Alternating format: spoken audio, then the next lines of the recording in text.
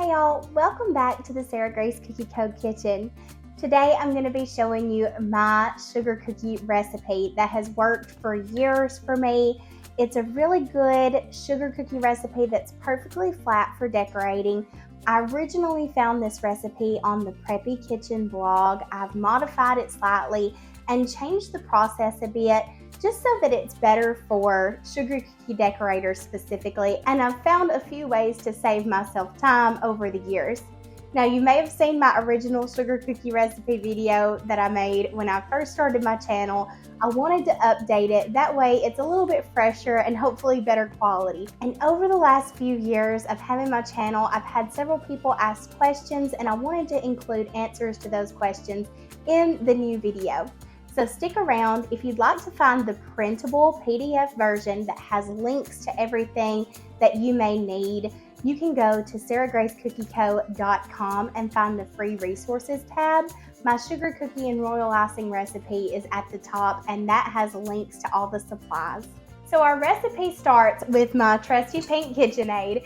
We've got to have our paddle attachment. Now, I love this one with the silicone edge on it. It's very helpful when it comes to scraping all that dough up. A lot of people have told me over the years that they enjoy a Bosch mixer as well. I've never tried Bosch, but I've really loved my KitchenAid. I recently had to have it rebuilt because I haven't used it so much. I'm starting with half a pound or 2 sticks of butter that has been softened. This has been sitting out for a couple hours at room temperature, just getting nice and soft and ready to go into the mixer. Now, in my opinion, the key to a really nice soft cookie is to cream the butter and sugar together until they're really light and fluffy and airy. When we say cream the butter and sugar together, that's not just giving them a few whips and calling it good. That is really letting this mixer go for a while and waiting until that butter has gone from a yellow color all the way to a more heavy cream type white color. Next, I'm adding 1 cup of white granulated sugar.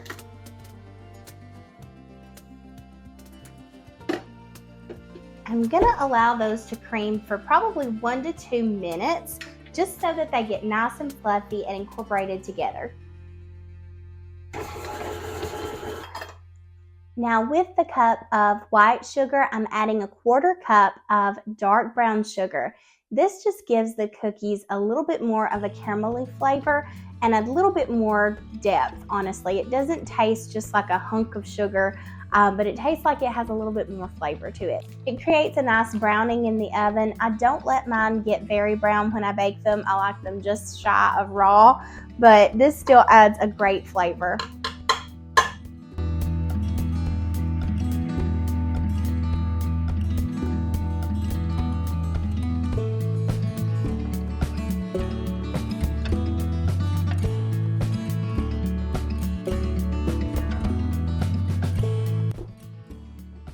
Okay, that has gotten beautiful and fluffy cloud-like.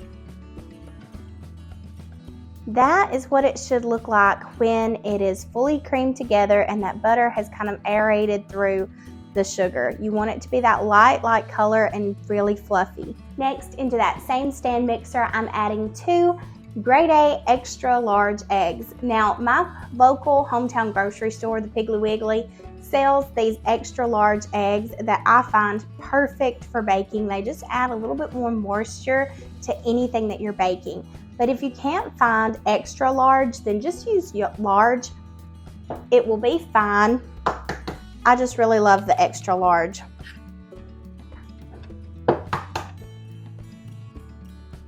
Now, I do like to break my eggs into a separate bowl before mixing, because I've just always heard that you want to make sure that you don't have a bad one before you ruin all the ingredients that you're working with. So I'm going to add these in one at a time and let them fully incorporate.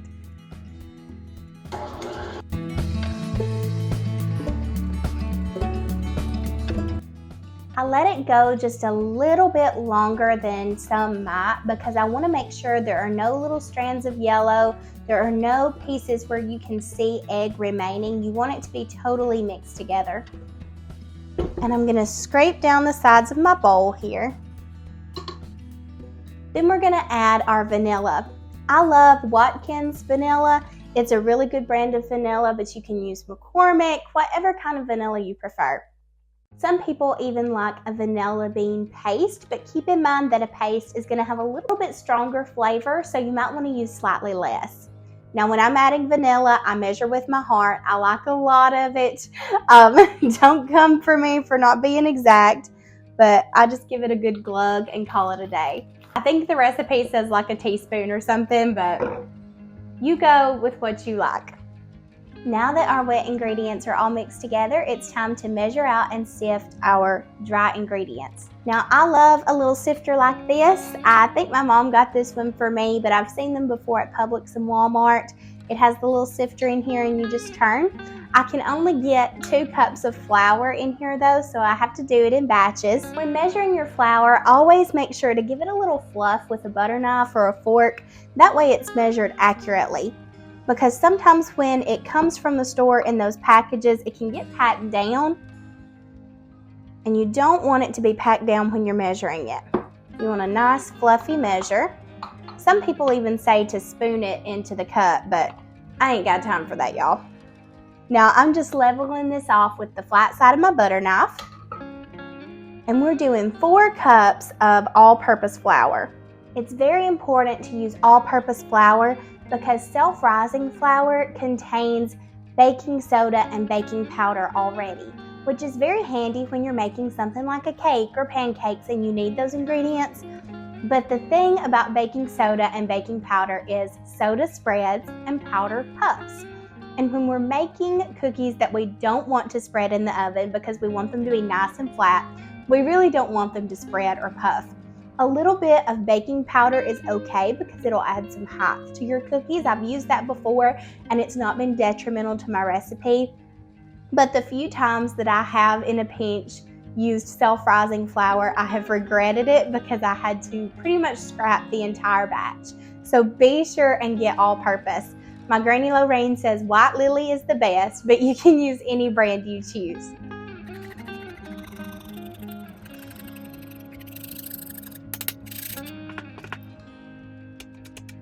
This is my favorite tip for getting soft, delicious sugar cookies that won't spread in the oven, because we've all had a snowman that turned into an unrecognizable blob before, and that is not what we're going for here. So I've got 1/3 cup of cornstarch going in with our other dry ingredients. Sift that together with the flour and the salt.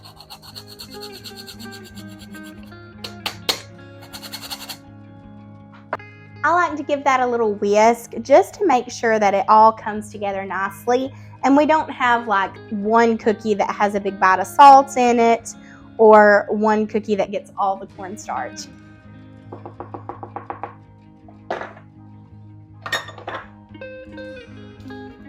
Now the key here is to add your dry ingredients slowly. So you're gonna see me adding these in batches.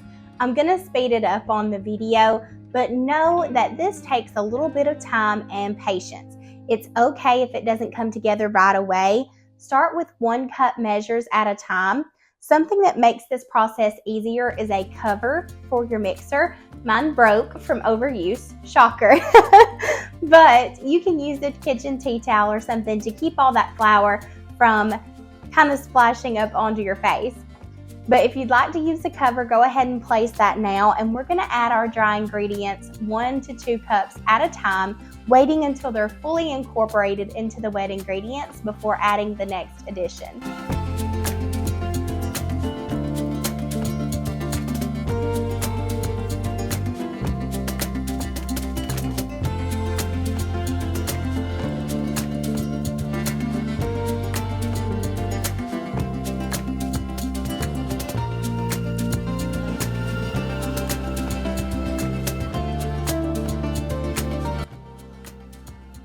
Our dough is fully mixed together and now we are almost ready to roll.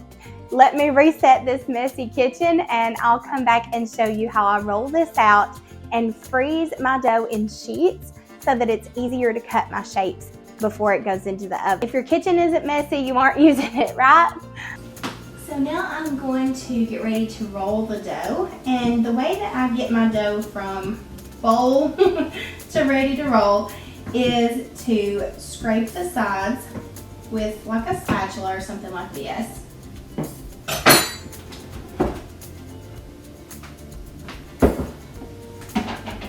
I grab a little flour my work surface here. You don't need much.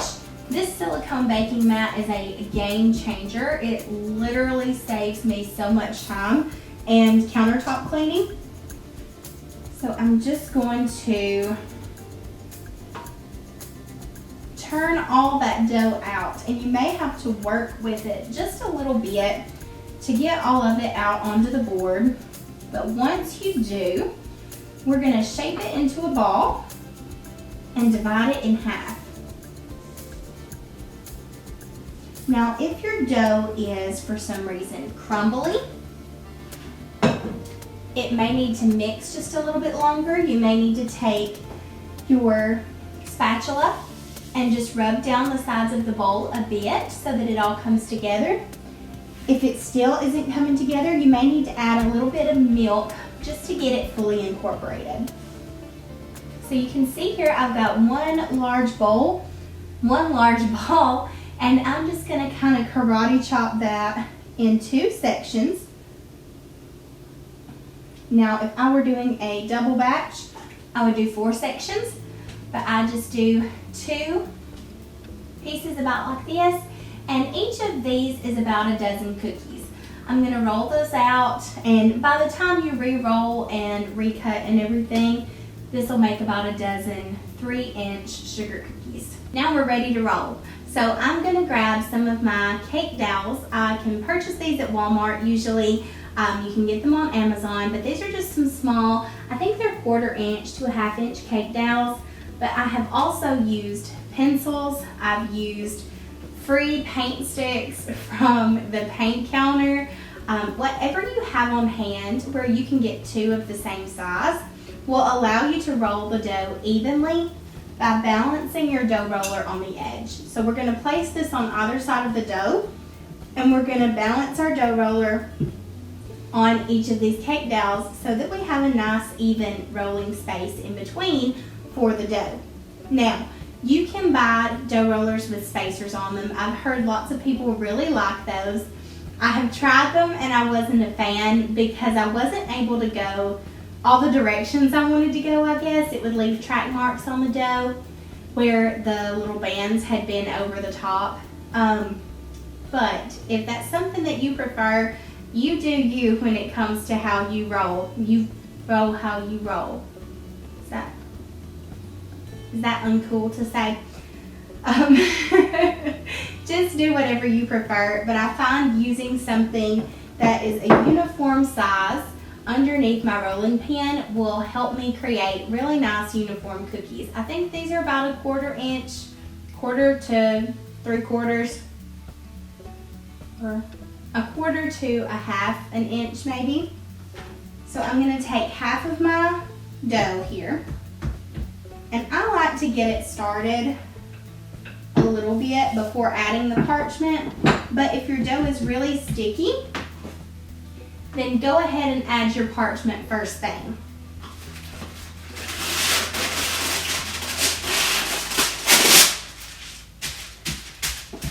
So I grab a sheet of parchment, place it on top of the dough, and then roll the dough between the parchment. And I just get it kind of rolled out enough that I can place my dowels on either side, and then I can use the dowel to kind of guide me in how thick we want this to be.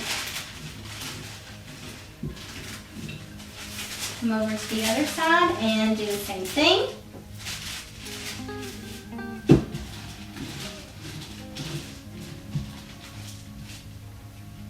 And then I've got kind of a lump up here that I want to even out. So I'm just going to bring my dowels around, place them this way. And I'm kind of bracing my dough roller on this side of the dowel to ensure that even rolling. Okay. That looks great. Now to get the dough from the baking mat to the sheet pan. I'm actually going to just flip my baking mat here, peel it away, and lifting the parchment paper, I'm going to add this to the baking pan. Add another sheet of parchment on top.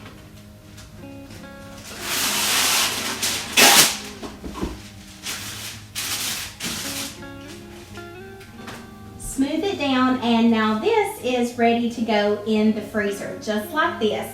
We're going to freeze it in a sheet for about 10 to 15 minutes before we cut our shapes. That way it'll be nice and solid, but you can also leave this in the freezer for a longer length of time. If you're going to leave it for more than a day or two, I recommend wrapping the entire sheet pan with plastic wrap so that you can avoid freezer burn. And if you are going to leave it in the freezer more than 15 to 20 minutes, I recommend that you bring it out of the freezer and allow it to thaw for 10 to 15 minutes prior to cutting your shapes. That way you're not having such an arm workout when it comes to getting them cut out. Once my dough has been frozen for a little bit, like I said, about 10 to 15 minutes, I'll go ahead and preheat my oven to 375. Now, I like to have my oven preheating while I cut the cookies. That way it's just ready for me to pop that pan in. You can see this sheet of frozen dough is still easily cuttable. I'm not having to press too hard to get that cutter through. I love these metal cutters for this. It just makes life really easy, but the 3D cutters that are plastic work well as well. Then I just place them on a sheet tray lined with parchment or a reusable baking mat. I love the ones that you can get at Walmart that are like copper baking mats. And then I bake them for 7 minutes on 375. And I just pull them out when they're no longer shiny. If they do have a little bubble in them, take a flat spatula and give them a little pat on top, and they'll be ready to go. And you can decorate them with royal icing or buttercream or whatever you choose. I have some other recipes on my channel here that kind of embellish this regular vanilla recipe, kind of take it into some different flavor choices. But you can do whatever you feel led to. Add something in to make it extra yummy and then roll that out. Anytime you're doing an addition in the dough, like adding a candy or a chip of any kind, I do recommend either blending that up or cutting it up really fine. That's always a good thing to do when you're doing a rollout dough that you want to be flat. But you can decorate these with royal icing. I have tons of decorating with royal icing videos. Y'all know that's what I do. If you're new here, I do have the Cookie Classroom program, which is a series of, I think it's 16 now. Yes, 16 cookie decorating workshops where I walk you through step by step exactly how to do all the royal icing techniques that you need to know in order to decorate cookies like a pro. It takes you kind of through the basics of cookie decorating and beyond to being able to make your cookie dreams and visions into a reality. You can join us over in the Cookie Confidence Facebook group for all the latest updates and sales and info on my cookie decorating classes, and just to be in a community of ladies who are learning together, growing our cookie decorating and baking businesses together, and we love to share our work and get and give inspiration from each other. So thank you again for watching. Be sure to like and subscribe if you enjoyed this video, and share it with someone who you think might enjoy a sugar cookie recipe. Have a great rest of your day. Are you excited to grow your cookie decorating skills and sales during 2023? Now is the perfect time to purchase a course to help you do just that. The Cookie Classroom, Cookie Career Academy, and Cookie Career Community are all available 30% off this Black Friday, November 25th at sarahgracecookieko.com. These courses help you learn to decorate beautiful cookies that sell, and you can get them 30% off on November 25th, 2022 by using the code SWEET30 at sarahgracecookieko.com.